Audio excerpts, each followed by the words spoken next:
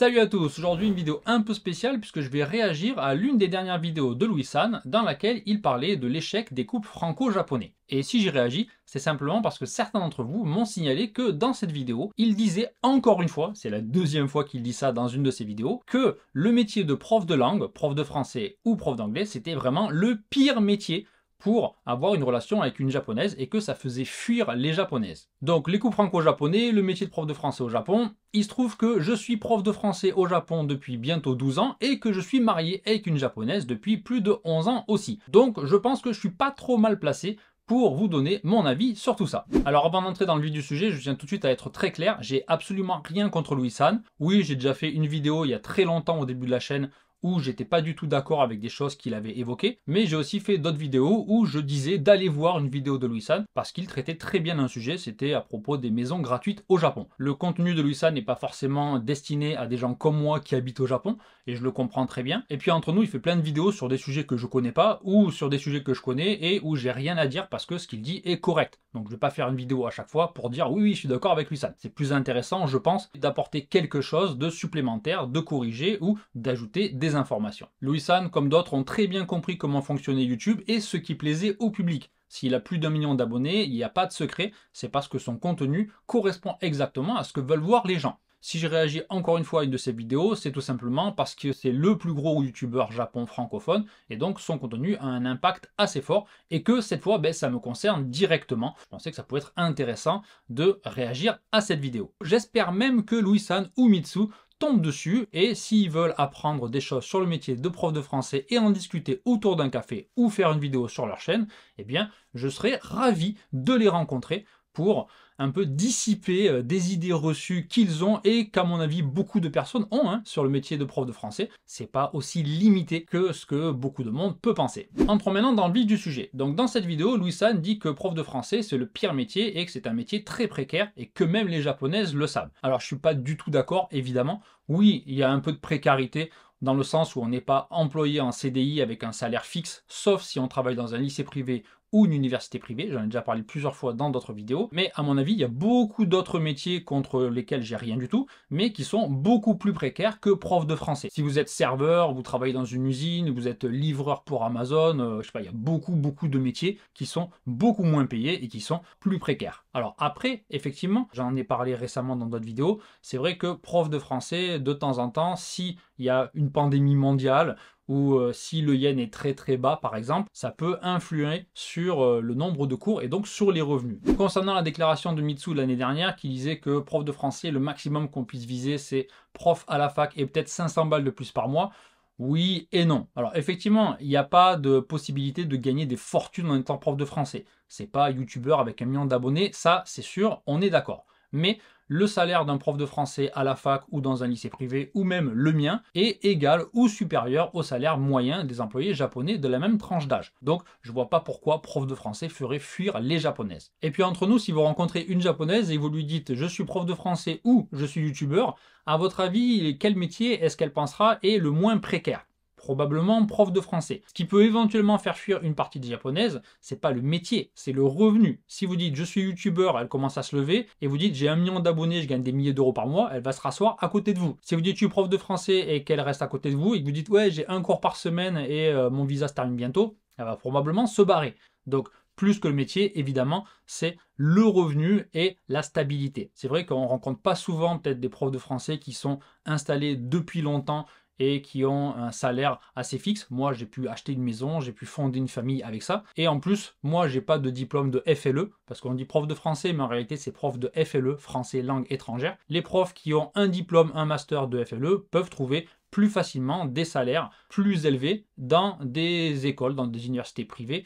plus stable. Et en plus, prof de français, c'est pas seulement donner des cours. J'ai des collègues qui écrivent des bouquins, donc qui gagnent de l'argent avec ça, qui participent à des émissions à la radio ou à la télé, qui enregistrent des CD pour les bouquins d'autres sociétés, qui ont des chaînes YouTube avec des centaines de milliers d'abonnés, qui vendent des formations, bref, il y a énormément de choses, c'est pas seulement donner des cours dans un café. En plus, les japonaises qui se marient avec des profs de français, en général, sont des japonaises qui sont intéressées par la France ou par l'étranger. Donc ce ne sont pas des japonaises classiques, on va dire.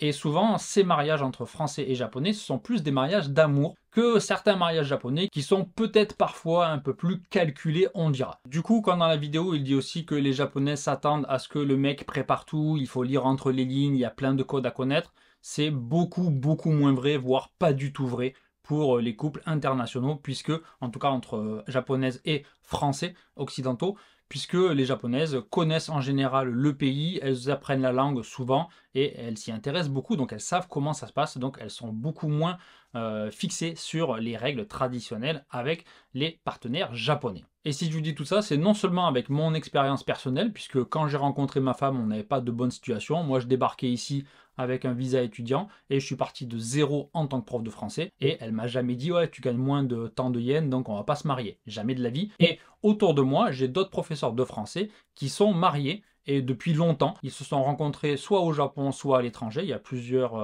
types de rencontres, mais dans tous les cas, il n'y avait pas du tout la question du revenu. Et pour vous dire, au début, ça fait même pas fuir les mères des japonaises, puisque quand je commençais à être prof de français, j'avais beaucoup d'élèves qui étaient âgés et qui voulaient me caser avec leur fille, alors que je venais de débuter et que j'avais pas de gros moyens. Donc voilà. Prof de français, ça ne fait pas du tout fuir les japonaises et c'est pas du tout le pire métier pour avoir une relation avec une japonaise. Ensuite, le fait que les japonaises s'intéressent à l'argent et qu'elles veuillent un revenu assez important pour assurer le bien de la famille, pas forcément pour s'amuser avec, ça il l'a très bien expliqué. Oui, mais c'est de moins en moins vrai. Il y a de moins en moins de couples qui font des enfants, donc la stabilité financière c'est devenu moins important, et il y a de plus en plus de femmes qui veulent avoir une carrière. C'est vrai que dans des sondages récents, il y a quand même 30 ou 40% de femmes qui aimeraient que leur mari gagne 5 ou 6 millions. Mais bon, c'est aimerait, c'est pas une condition absolue. Et s'il est très bien, très gentil et qu'ils s'entendent très bien, ça ne veut pas dire qu'ils ne vont pas se marier s'ils gagnent un peu moins. Un dernier truc dans sa vidéo qui mériterait peut-être d'être approfondi, mais ça va être un peu difficile d'avoir les chiffres, c'est le pourcentage de couples qui échouent. Donc déjà, autour de moi, tous les couples franco-japonais que je connais, il n'y a aucun divorce. Alors je connais un Français qui a divorcé d'une japonaise.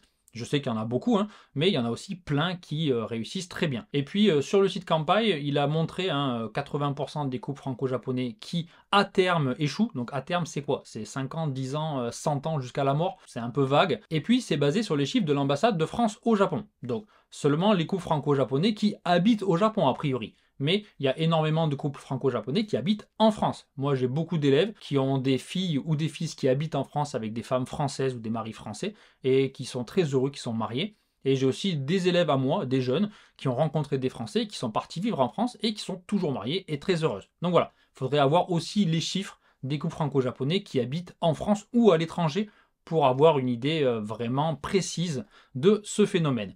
Après, je ne reviens pas du tout sur tout le reste de la vidéo. Il a très bien expliqué pas mal de points sur les attentes, sur les points négatifs qui peuvent être aussi des points positifs. Et effectivement, une relation internationale, c'est toujours plus difficile qu'une relation avec quelqu'un de son propre pays. Un autre truc également, c'est que dans sa vidéo, Louis disait que les étrangers au Japon avaient une date de péremption à cause de leur visa. C'est vrai, il n'a pas tort. Et que donc c'était difficile d'avoir une relation à long terme. Mais au Japon, relation à long terme égale mariage. Donc si on se marie, il n'y a plus de problème de visa, puisqu'on a un visa d'époux. Et pour le visa de résident permanent, il disait qu'il fallait être au Japon depuis 10 ans, c'est vrai, si on n'est pas marié, mais si on est marié, il suffit d'être marié depuis 3 ans et d'habiter au Japon depuis au moins 1 an. Et en plus, si vous êtes très qualifié, vous pouvez avoir un visa permanent au bout de 3 ans, voire même d'1 an. Donc voilà, le visa qui expire et qui bloquerait les relations à long terme, à mon avis, c'est un faux problème. Si un couple de franco-japonais veut rester ensemble, ils se marient et il n'y a plus de problème de visa. Et un dernier point, pas forcément destiné pour Louis, mais pour tout le monde, on ne se marie pas avec une japonaise ou avec un français. On se marie avec une personne qu'on a rencontrée, avec qui on a des affinités et pour qui on a des sentiments en général. Et après, chaque cas est différent. La barrière de la langue existe ou pas. Il y a des Français qui parlent très bien japonais, il y a des Japonaises qui parlent très bien français. La culture est différente, effectivement. La différence d'âge, bref, il y a plein de choses. Donc c'est assez difficile de généraliser. Mais j'espère que si vous avez regardé cette vidéo jusqu'à la fin, vous aurez compris que les couples franco-japonais ne sont pas tous destinés à échouer. J'ai beaucoup d'exemples autour de moi qui fonctionnent très bien. Et surtout que prof de français, ça ne fait pas fuir les japonaises.